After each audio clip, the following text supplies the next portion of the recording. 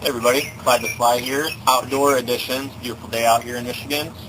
Just finished up my Mark 7 legs, EVA foam, glue, and automotive paint. Did a little battle damage to it with the dry brushing.